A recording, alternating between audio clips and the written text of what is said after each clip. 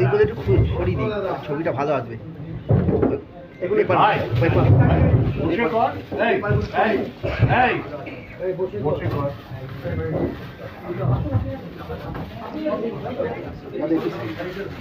আপনি সাইড থেকে তুলুন দাদা, দেবো।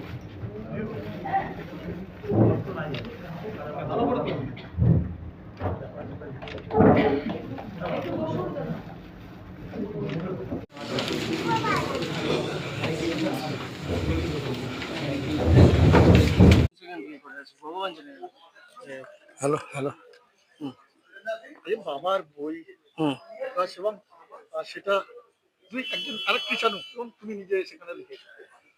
তুমি নিজে যেহেতু একটা জায়গা প্রতিষ্ঠিত সাংবাদিকতা হিসেবে, এবার মানে এই লিখতে গিয়ে কোনো জায়গায় কি কোনো হয়েছিল যে সাংবাদিক সত্তাটা থেকে বেরিয়ে এসে লেখাটা কি সম্ভব, মানে কিভাবে লিখেছি? হ্যাঁ, মানে কিছু জায়গায় সাংবাদিক সত্তাটা মানে বাদ দিয়ে আর কি নিউট্রালি লিখতে হয়েছে। আবার নিজের যখন চ্যাপ্টারটা ছিল যে কিভাবে বাবা হিসেবে পেয়েছি, সেটা তো অবশ্যই আবেগ সেখানে চলেই এসছে। সেটা একদম মানে আমার একদম পার্সোনাল এক্সপিরিয়েন্স থেকেই ছিল পুরো, যাকে বলে আর কি। তো সেটাই হচ্ছে কথা, মানে যে এই বইটা লিখতে গিয়ে নিউট্রাল একটু হতে হয়েছে, আবার একটু আবেগীয় হয়ে পড়েছি।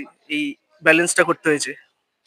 কোনো জায়গায় কি মনে হয়েছে যে বাবা দেখে যেতে পারলো না, ছেলে সাংবাদিক, বাবাকে মানে ছেলে শুনতে পেরেছে, বাবা কৃষাণু মানে কোনো জায়গায় কৃষাণু দেখে লিখতে গিয়ে আরেক কৃষাণু, পেন কি থমকে ছিল? হ্যাঁ, পেন তো থমকে ছিল, চোখ দিয়ে জল গড়িয়েছিল। লিখতে গিয়ে অনেক জায়গায় আটকে গেছি। মাঝে মাঝে লিখতে গিয়ে মনে হচ্ছিল যেন রক্তের গতি আরো বেড়ে যাচ্ছে। কখনো কখনো চোখ দিয়ে জল বেরিয়ে গেছে, থামিয়ে দিয়েছি সেই লেখা, লিখতে পারিনি। আবার পরদিন নতুন করে আবার ভাবতে হয়েছে, কারণ খুব ছোটবেলায় শ্রদ্ধেয় ধারাভাষ্যকার অজয় বসুর কণ্ঠস্বরে আমার কৃষাণু দেখে প্রথম জানা, এবং 15 টাকার টিকিটে আমার মাঠে বসে প্রথম কৃষাণু দর্শন। সেই যে একবার দেখলাম আর ভুলতে পারলাম না কৃষাণু দেখে। তা সেই কৃষাণু দেখে নিয়ে আমি লিখছি, তো বিশাল পাওনা আমার।